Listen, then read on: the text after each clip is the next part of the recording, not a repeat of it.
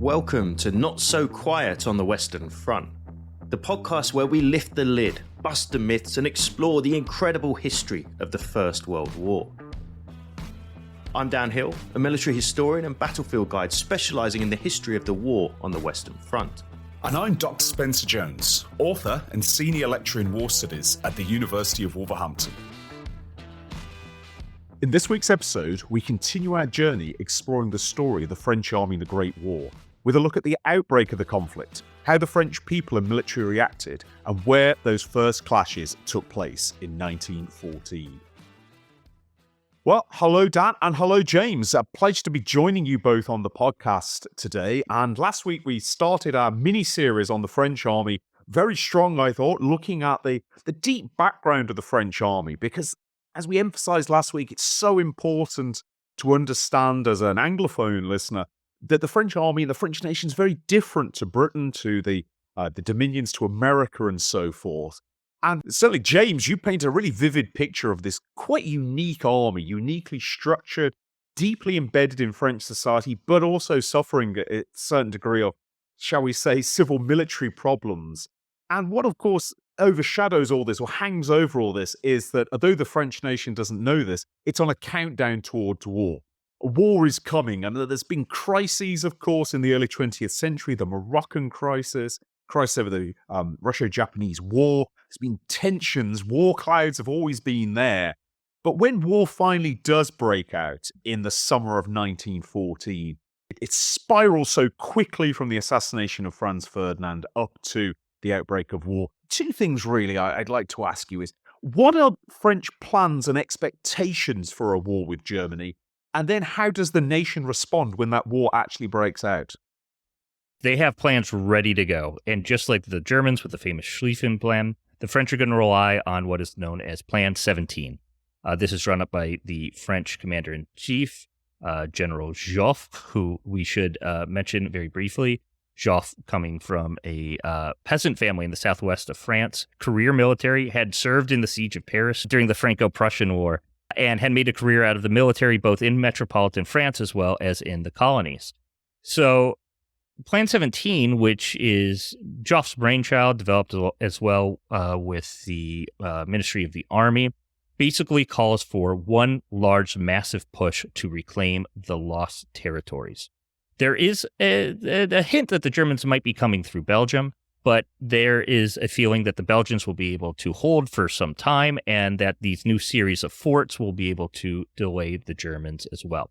So Plan 17 really calls for this quick offensive operation because they know that if they are able to get the bulk of the German army engaged in a battle, the Russian army, which France has invested lots of money into so that they're able to mobilize quickly, will come sweeping down from the east like this Russian steamroller and take the Germans in their rear while they are occupied. So France is ready for a very sharp, very quick conflict, similar to the one they saw in 1870, but going the other way this time.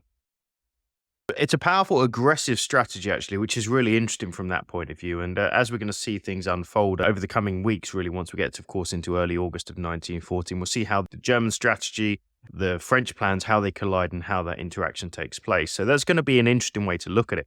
I want to go back a couple of steps here, actually, because something's just occurred to me that we've actually missed something out here. And as you quite rightly said when you made almost a reference to the French and Indian War here, James, I want to just bring up the point that, of course, you're coming in as a French expert on here with a distinctly French accent. But, of course, as we've already established from the first episode, your knowledge of the French Army and the Great War is fantastic. Just give me 2 minutes on actually where you're coming from and why you've got an interest in this subject before we go any further. Yeah. So hello everyone. My name is James Taub, Jim Taub. Very excited to meet all of you. I am, as you can tell, not French, and the French will be the first to remind me of that. But yeah, I have a distinctive interest in the French army in the First World War and French military history as a whole. My 9 to 5, I work with the American Revolutionary War and the French participation in that conflict. But my interest in French history actually comes from my interest in British history. As a young man, I was very, very privileged. It's something that not a lot of Americans get to do, which is to travel to Europe. And I went to the Western Front and fell in love with the story of the First World War on a visit to Ypres. As a young American, I was much more excited about going to Bastogne just after it, but I didn't realize until I was there how important the First World War was. And I became enthralled with British history. Enthralled with the First World War due to my own familial connections, I should say as well. I thought it was great you guys did a whole series on the AEF. My middle name is Michael, after my great-uncle Morris, who serves in the Meuse-Argonne Offensive and at the Second Battle of the Marne in the 3rd Division, the Rock of the Marne. And I very quickly realized as well that all of the stories we were learning in the United States about the First World War came from a British point of view, but all of the American accounts of the war seemed to talk about working with the French. And through that, and through having grown up in the 90s, early 2000s, with a lot of sort of Francophobia during the global war on terror, I thought it was a really interesting story because France and the United States have always had this sort of frenemies aspect, very similar. I like to compare it with a lot of French visitors to the museum I work at with. Have you ever seen the movie Mean Girls? I think that kind of simulates the Franco-American relationship. And so I thought it was absolutely fascinating. And then when you get into the numbers of French service in the First World War with the losses, how many people actually served, it really changes your opinion. So when I actually picked up French in college and continued to learn while developing myself as a historian of Britain, the United States, learning that the colonial history where I'm from in the United States and Michigan is actually French colonial history more than British, it really blossomed into a professional career. And it really changed my opinion on the First World War. So the more and more I read in French or about the French, my whole understanding of the First World War changes. It makes me, I think, a better historian of the American forces in the war and gives me a better understanding of the British forces in the war as well. So that really brought my motivation and really why I'm very happy to share with the audience here the story of France during the Great War. Well, there's some great stuff there, and thanks for filling in what we should have asked at the start of the last episode, so at least we've got there now.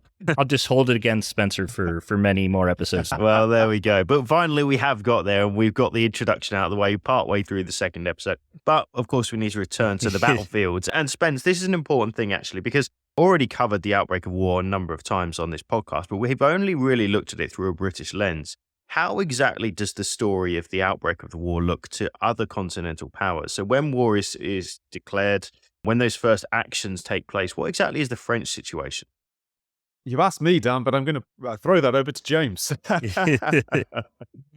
Well, no, it is a great question, and I think it will bring in the broader discussion of comparing and contrasting with other European powers. I hope someday you guys have a series on the Serbian army in the Great War, because this is truly an international story. But for France, as we discussed previously, they're divided up into these military regions.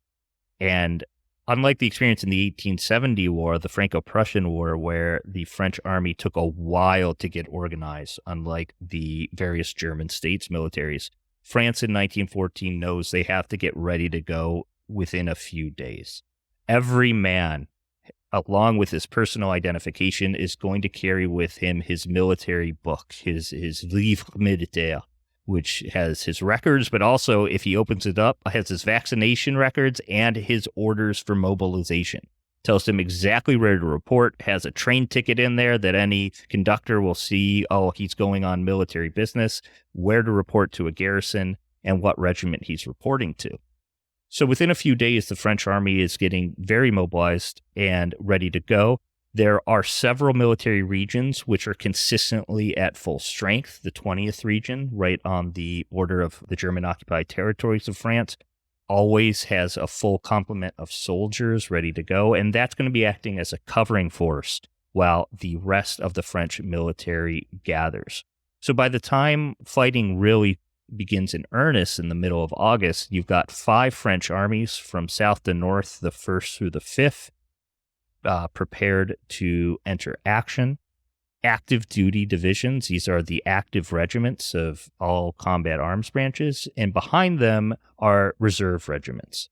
And one quick thing to note is if you want to see where soldiers are from and what regiments are attached to what the French do with their reserve regiments, very similar to the British, is they try to give them the identity and basis off of an active duty regiment. And what they do that is by adding the number 200. So if you take the 5th Infantry Regiment, you'll know that its reserve regiment is the 205th Infantry Regiment.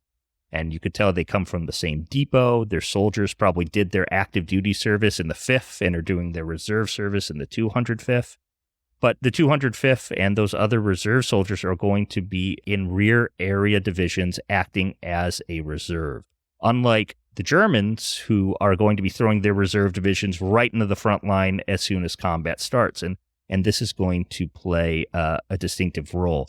One thing that the French aren't sure about, especially those soldiers in the 5th Army up in the north, is who's going to be supporting them on their flank. And I think you've already kind of discussed it, Dan, in the Mons episode. Absolutely. It's a big question. It is one, of course, that we have answered in the Mons episode. It's going to, of course, turn out to be the small and rather insignificant, in a sense, British Expeditionary Force, who are going to happen to be put into probably the key part of the entire line, actually, because they don't know it at the time, but the Schlieffen Plan, or the widest arc of that Schlieffen Plan, is going to be slamming straight into the line of the BEF. And in fact, the British are going to be forced to cooperate immediately with the French in a very high-pressure situation following the Battle of Charleroi and what we're going to know as the Battle of the Frontiers. So, Spence, this is a really crucial time. It's one that we've covered before, but the stakes literally couldn't be higher in this part of Europe. That they can't, and I think this speaks to France's strategic problem. And France's strategic problem is that it is outnumbered by Germany in population size and potentially in overall military strength. And James, you mentioned last episode about the equalizer for France is this Russian steamroller that's going to come in from the east and put the Germans under huge pressure. And possibly the British will come and help. And British hadn't done that in 1870. And as we know from the British discussions at the very early days of the war, there's some doubt in Britain about whether to enter the war. And when Britain does enter the war, some doubt about whether the army is going to go to Belgium, to France, or actually stay at home and be a training organization. And in the event the BEF does go to France, ends up on the far left of the French line in a crucial position, facing that main axis of the German advance with French 5th Army on its right flank. We've covered that, of course, in the Mons episode. And I think from a British perspective, Mons is a hugely important battle, has a massive cultural impact in Britain for decades to come, big impact strategically. But one thing I think for an English-speaking audience that we completely forget is that is one part, possibly a crucial part, because this is the main axis of the German outflanking maneuver, but it's one part of a huge battle. Correct me if I'm wrong, but I believe that this is, at this stage, the biggest continuous series of engagements ever fought in Europe. And this is the Battle of the Frontiers, which, because they are beyond the eyes of the British Army and indeed the British Journalist Corps, which is mainly kept in Paris at this time, knowledge of these battles in the English-speaking world, I think, is very, very limited.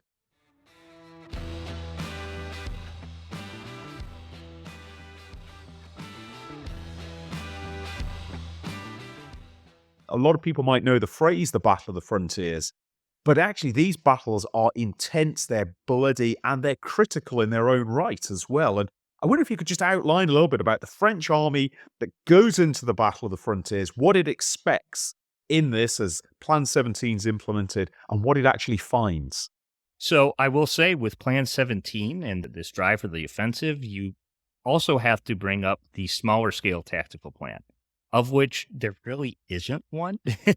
You will often hear about an officer named Loyau de Grande Maison, who writes this sort of all-out offensive, the offensive à outrance, and I apologize for any of our French speakers. I'm going to try not to. I read French much better than I speak it.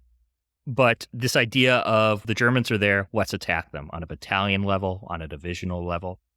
The issue with that is what Grande Maison is writing is a theory.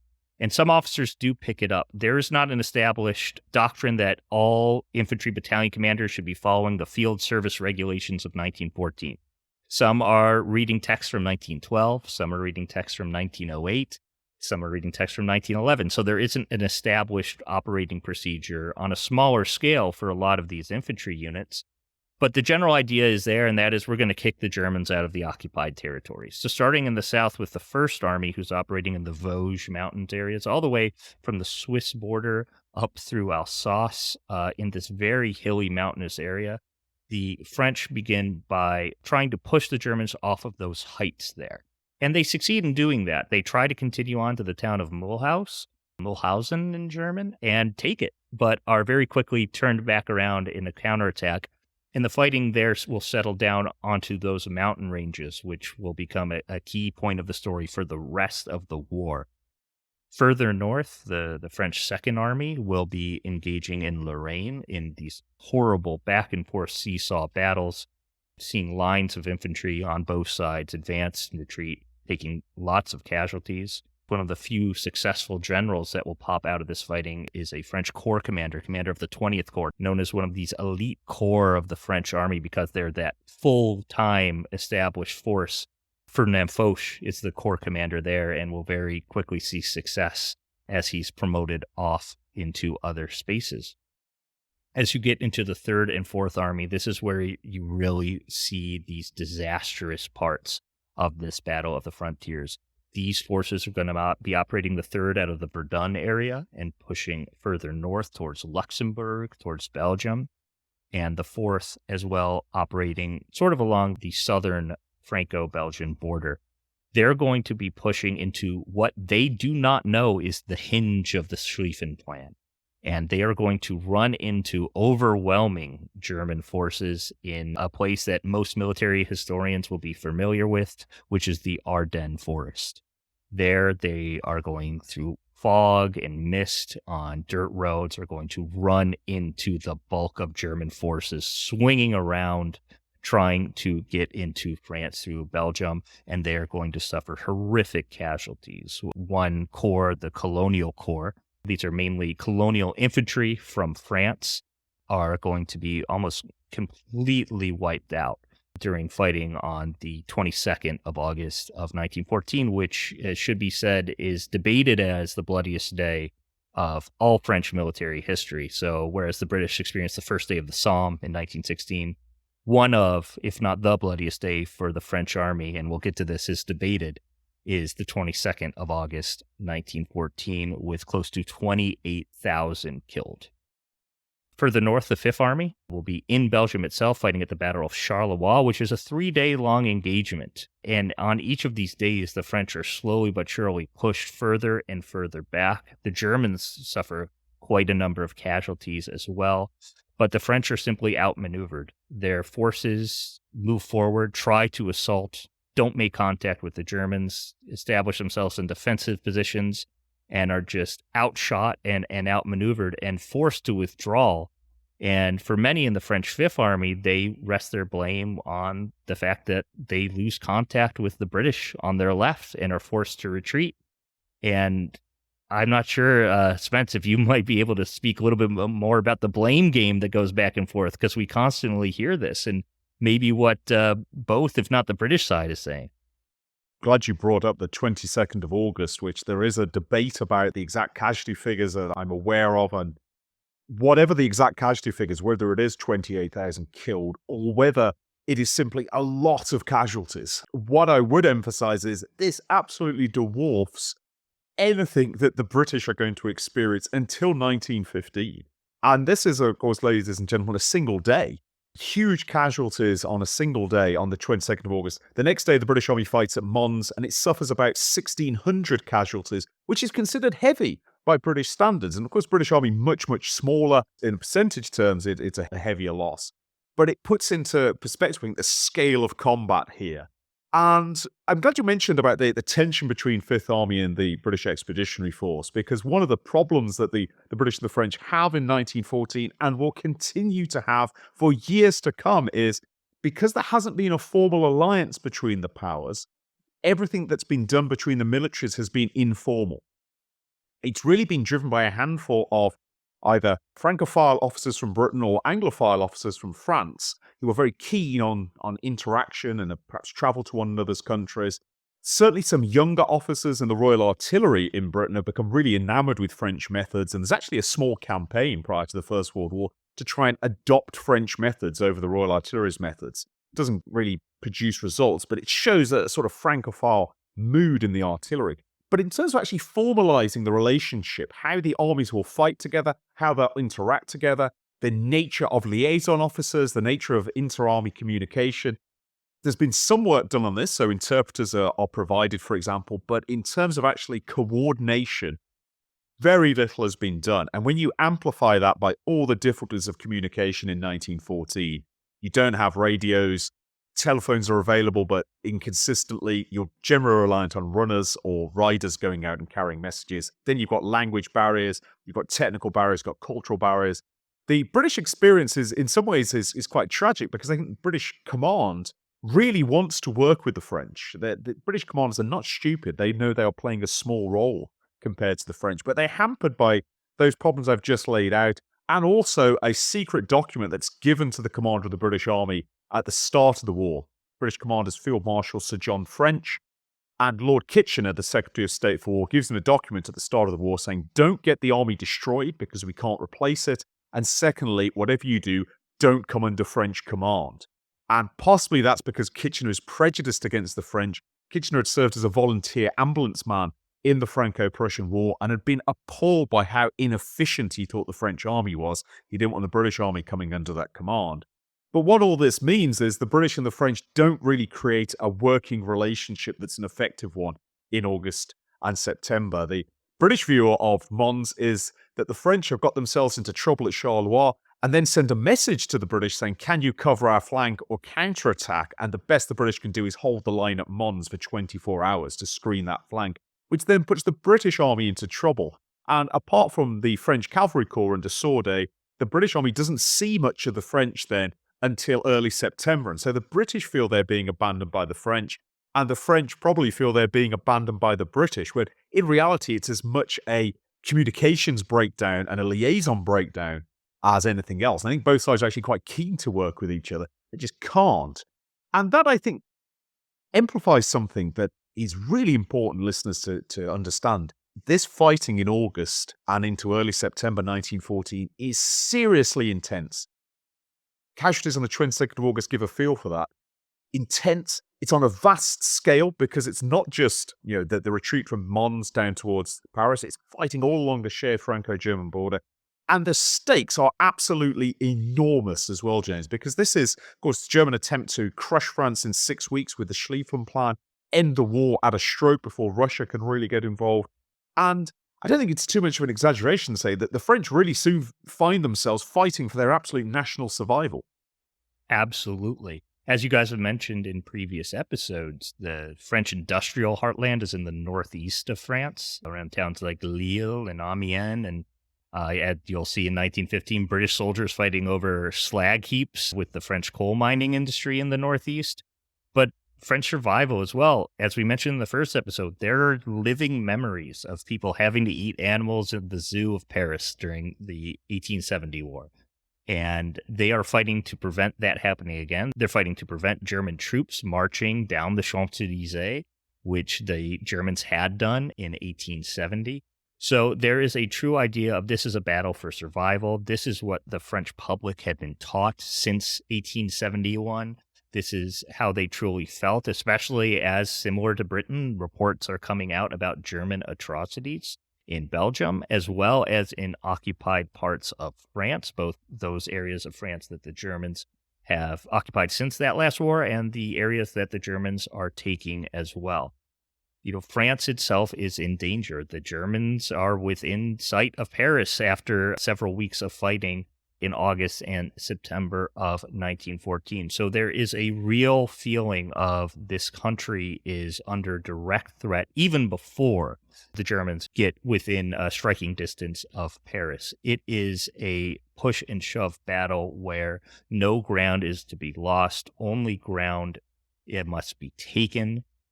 There are acts of heroism. There are acts of competence as well. The French army, for as passionate about it as I am, does make quite a few mistakes, and plenty of officers are sent to Limoges, where General Joffre has basically said, you're too old, or you're incompetent, or you're not performing. You are being sent to this school in Limoges, and someone is taking your place. Quite a number of French high-ranking officers find that happening to them. But I like that you mentioned General Sordet, because I know you gentlemen had a series on cavalry in the Great War, and I am a huge defender of the French cavalry of 1914, given the role that they were ordered to do pre-war and the role they performed during the war. And that is one of those places where interaction between the two forces is going to be, I think, relatively successful. General Sourdet's cavalry corps, later on we'll see other cavalry corps operating with the British in Flanders, are able to maintain that small amount of contact and bring about small amounts of success. And Dan, I don't know if there's any battlefields that speak to you in terms of possibly visitation or in areas where the French experience of 1914 might speak to an English visitor. Well, I think there's a couple of things that we can bring out here. One of them is we were kind of painting this picture, really, of the clash between Plan 17 and the Schlieffen Plan. We need to remember that we've also got, if you like, a diagonal drawn across France and Belgium at this point. And because the sheer weight of the Schlieffen Plan is going on the top left, if you imagine drawing a diagonal top left to bottom right across the map here, all of that most serious power, the pressure is being pushed on the top left corner, which means those guys up in that northern part of the line, the British and French Fifth Army, they're going to be the guys that are going to have to withdraw quickest, withdraw under most pressure, and learn how to cooperate at the same time in a war that is literally days old, with all the language barriers and the various other problems you got with it. There needs to be some kind of glue that's going to at least help maintain that connection. Because if these sides, for example, if the BEF gets split off, chances are the BF's natural retreat is going to be to split away from the rest of the French army and withdraw back towards the Channel ports. That is going to leave a huge open door. And so what the British need to decide, and it really is a crucial moment, is are we going to stick to the French and withdraw in line with them towards back and screen Paris, moving away from our own supply and logistics lines, or are we going to split off because we look like the job's been done and the war may come to a very swift end?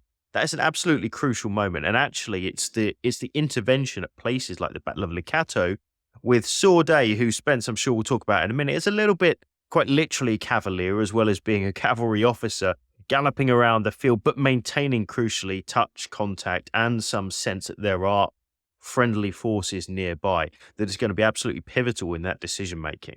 So the role of cavalry in this early part of the war of movement simply cannot be underestimated. We've covered it before, Spence. We'll cover it again. But the idea that Brits can see that there are a physical friendly force nearby is absolutely pivotal. And Sourdet is a good example of that. He is, and no less an authority than General Horace Smith-Dorrien himself, a bit of a hero of this podcast.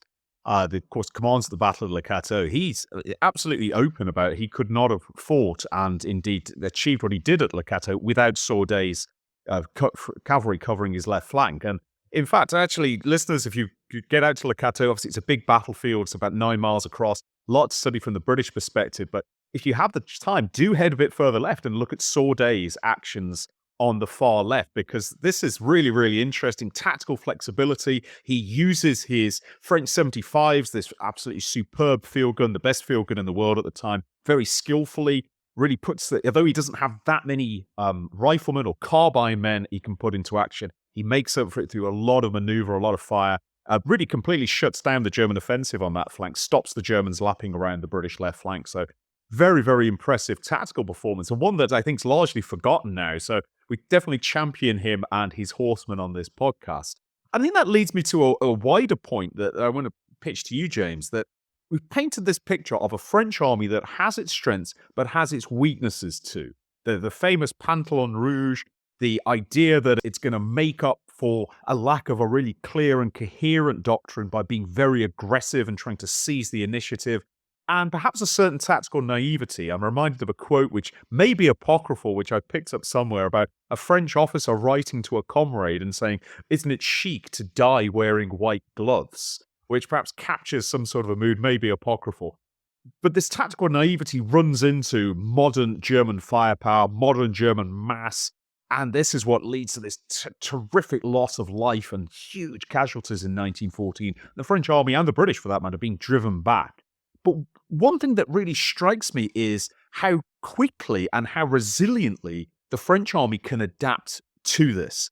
It shows unbelievable resilience despite its heavy losses. It starts to change its methods very quickly. And I think Joffre, crucially in this, if nothing else, he doesn't lose his nerve. Despite the fact that in the opening week, almost everything that can go wrong has gone wrong for the Allies. The French absorb this pounding, absorb this battering, and yes, they're going to lose territory. But can you talk us through a little bit about how they react to this opening shock of contact and where this leads us to by the start of September? Absolutely. And it is really fascinating because, as with most militaries, it's not what they expected. The shock of the Battle of the Frontiers in these, for example, Charleroi is in a very heavily hedgerowed sort of area, very hilly. Battles in the Ardennes, obviously very wooded, very hilly, similar to that in the Vosges. Immediately negates something that the French were very excited to use, which is their 75 millimeter rapid fire gun. It's a piece that you need to see your target to be able to fire at until technologies, as you mentioned, are later developed to be able to fire it indirectly. So very quickly, the French sort of ace in the hole is not able to be used at these immediate engagements. They're going to be running into German infantry divisions, which carry much more firepower than a French infantry divisions, both in terms of rifles and machine gun, and supporting artillery, which is much more better tuned to the type of combat you will be seeing in 1914. This is going to change by the time the French get to the Marne. But it is something that the French are slowly but surely going to have to adapt to. And you brought out really the number one thing that raises the hair on the back of my neck when talking about the French army, and that is the red pants. We got to take a few seconds here, and I apologize for the rant coming to these listeners to talk to the red pants. And I want to bring up this theory with a question back to both of you gentlemen, as well as to our listeners, which is, why do we celebrate the bravery of fighter pilots such as the Baron Richthofen, the Red Baron, or in the Second World War, the Tuskegee Airmen in the United States Army Air Corps, painting their planes red, but we don't celebrate, and in fact, we sort of comedicize the idea of French soldiers wearing red? It's the same idea. It's, look at how brave we are. We're wearing red. We want to be seen. That is the point of it. The French army wears red pants starting in the 1830s, and this will carry into 1914. I should say that the color red, just like the color yellow, does not exist for the French army. It is pantalon garance. It is like a madder. Yellow, the French army can't be yellow. They have jonquille or daffodil instead of yellow, because that word doesn't exist for the French army. There is that aspect of the French mindset of combat is carried in the red pants, and as you mentioned, in the white gloves. We are braver than you. We are willing to wear these uniforms. We want to stand out. By the point of 1914, it's become a bit of tradition. And there's debates even in the Chamber of Deputies and in French Parliament over, do we keep wearing these? We mentioned in the last episode, the French are considering changing to a uniform akin to what the Boers are wearing in South Africa. There is various color shades. The French even talk about adopting British Mills webbing equipment to replace the leather equipment they're wearing. But at the end of the day, the comment that sticks out is, but the red pants symbolize the French army. How can we get rid of them? The thing that actually ends this debate is the fact that the dye for the pants is actually made in Germany. So that, in fact, ends its debate. But the French army is operating under this idea of, we are brave. You can term this all in the word élan. We have more élan than you. We're willing to carry this assault through more than you're willing to carry your assault through or your defense through. And that's how the French army is going to be operating in these battles. The cavalry is doing an amazing job with scouting. They are slowly but surely finding ways that they can be useful in these fights. Of course, you still have these soldiers wearing cuirasses. The cuirassiers are still out there, soldiers with lances. They're going to pop up again later in the war. So the French army is going through this period of learning, of adaptation, of trying to figure out what it is. A 19th century army fighting on a 20th century battlefield, or is it an army similar to what the British will experience that can learn and adapt on the fly? Officers are going to stand out during these battles in the frontiers and during the Great Retreat, that are going to try to bring forward new ideas and new technologies. Other officers are going to be replaced. Lanrezac, the commander of the Fifth Army, although he helps the British, at the same time as Lecateau, there's battles like the Battle of Guise during the Great Retreat, where the French actually launch themselves in advancing German columns to try to buy more time for other French forces as well as the BEF to make their getaway further south. Limoges is replaced for not being aggressive enough during his assaults. There are officers like a young regiment, or I should say not young, in fact, quite the opposite, a very old regimental commander, Philippe Pétain, who is quickly given a brigade and then later a division and will get a corps by the beginning of 1915. So the French army is learning who its better leaders are and who its better tacticians are and what is the better way to operate within the span of hours and days, rather than in terms of months and years. So within these few weeks between the Battle of the Frontiers and the beginning of the Great Retreat, the end of August, beginning of September, the French army is going to completely reinvigorate itself, revitalize itself, and form a new identity of itself with the country being in greater danger.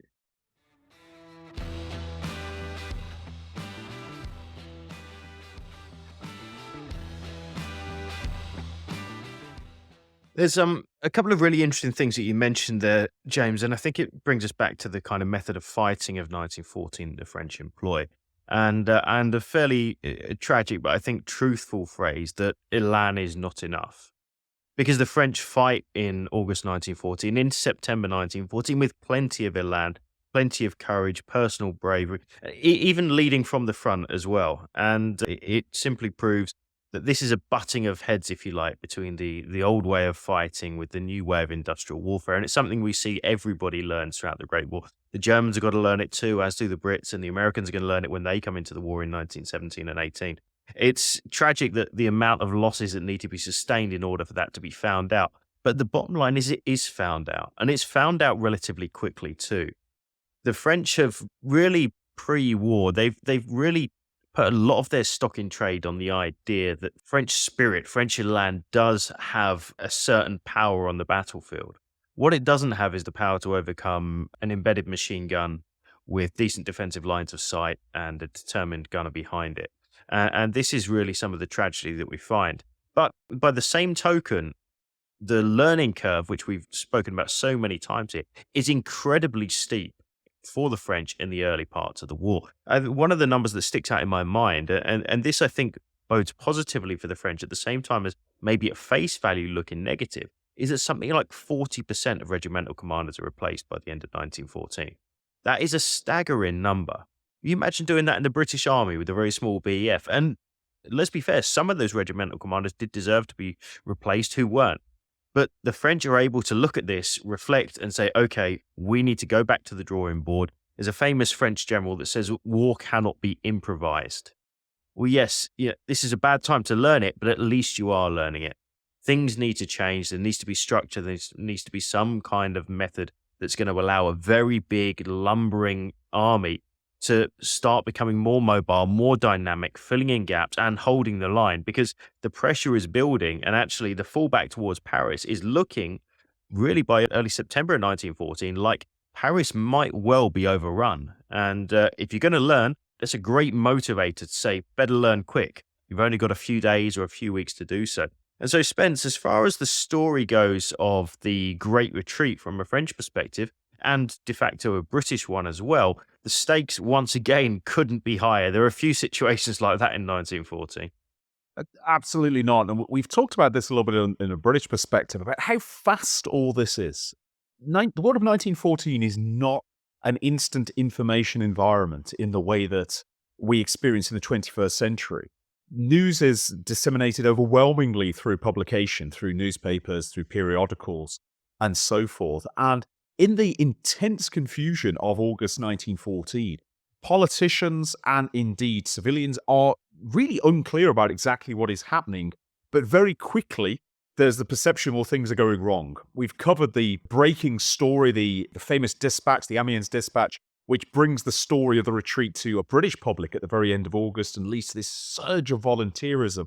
The French are a nation beginning to perceive something's going wrong perhaps a little bit faster, not least because of these seemingly endless trains of the wounded that are pouring into Paris in August 1914. In fact, that's what actually prompts or leads to the It encourages some British journalists to go out and actually try and make contact with the British Army instead.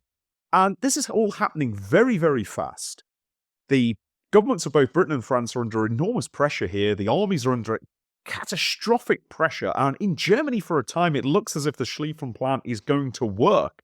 The German 1st and 2nd Army and 3rd Army, to the hinge of these invading forces, have swept through Belgium, are arcing down, driving the British and the French before them. Out on the frontier, there's intense fighting, not as deep advances. And in fact, there's a controversy from the German perspective that these were always meant to be holding actions, but turned into their own offensives too. And really, at the start of September, from a German perspective, although not everything is working as planned, von Moltke the Younger famously asks, where are the captured battle standards? Where is the captured artillery? Yes, the Germans are inflicting heavy losses on the British and the French, but they're not winning decisive victories as von Moltke perhaps wants. The French and the British are still fighting. But even so, at the start of September, given how much Plan 17 has not achieved what it was set out to do, given how much territory the Germans have already overrun, the enormous casualties that the French army have had, how, from this seemingly disastrous situation, do the French, and it is primarily the French, of course, the British army a small contribution to this, how do the French somehow turn the tide at what looks like the 11th hour? This is going to bring us to the Battle of the Marne. This is going to bring us to one of the high points of not only France and the Great War, but for the French military history. What it's to this day been referred to as the Miracle on the Marne. This is a battle which will define the early experience of France during the Great War and will carry the French army for years to come. And should say in itself, as you mentioned, I can't imagine being a young French soldier fighting on the front line, knowing that you're entering the Parisian suburbs and hearing that the government has fled to Bordeaux, fled to the other side of the country. What sort of motivator does that bring to you? And what is that going to bring to the entirety of the French army, which is going to be fighting not only on the outskirts of Paris, but that fighting throughout all of Eastern France is still going on, knowing that your regiment has probably suffered 50 to 65% casualties already. You're already on your second draft of reinforcements, possibly your third. And now you're going into a battle with Paris behind you, with the interior of France behind you, and you've got to win this. This is the do or die moment, and you are only 1 month into this war. What a set of stakes we're going to find when we get to this battle. I think an honourable mention for the Marne as a whole here, because it's not the first time we've mentioned the Marne on this podcast, but it probably is the first time we mentioned in any real detail the first Battle of the Marne. Long-time listeners will know that we talk regularly about the Second Battle of the Marne and how that was perhaps the critical point of the war which ultimately leads to victory, often overlooked by us British historians as being Amiens being that, but actually more realistically it's probably the Second Battle of the Marne in 1918. But of course the First Battle of the Marne, and therefore that entire battlefield, is absolutely pivotal. Not only is Paris saved as a result of the first battle, but the victory is eventually going to come across those same fields that those young men have died 4 years earlier. So absolutely incredible place. And I think this is maybe a great place to stop, because this is going to be the first time that we get a chance to really get to grips with a solid French and absolutely essential battle. So that's going to be our story for next time. It gives us a great opportunity to build up to it. And hopefully you guys have enjoyed what we've covered so far as the French story, right from the pre-war French army and its origins in the ashes of post-Napoleonic Europe, right up to the Battle of the Marne that we're going to be covering in our very next episode. Just like to close this episode by saying a big thank you to James for giving his time and expertise to this episode. An excellent contribution, and I'm sure listeners, you've enjoyed it as much as we have. And if you'd like to keep this conversation going and you'd like to continue to discuss the French army and indeed all other aspects of the First World War with myself, Dan, and with James popping in as well, I do consider checking out our Dugout series, the side podcast that we do for our subscribers. Come and check out the community we're building there. Lots of interesting things going on, lots of knowledge being shared. And if you haven't already taken a look, we'd love to see you there. You've been listening to Not So Quiet on the Western Front, a Battle Guide production. If you've enjoyed this podcast, why not check out the Battle Guide YouTube channel, where we regularly release documentaries exploring some of the most famous and extraordinary episodes from throughout military history. If you'd like to support the Battle Guide team to create more content just like this, why not head over to our Patreon, where for the cost of just a cup of coffee, you can get access to full-length virtual battlefield tours, exclusive behind-the-scenes content, decide which subjects we cover in future podcasts and videos, and join a fantastic community of like-minded people. That's all this time. See you again soon. Smashing. Well, Excellent. James, that was fantastic. I really enjoyed it. I learned a lot from that. A career in podcasting beckons. You're going to be taking Dan and I's jobs at this rate.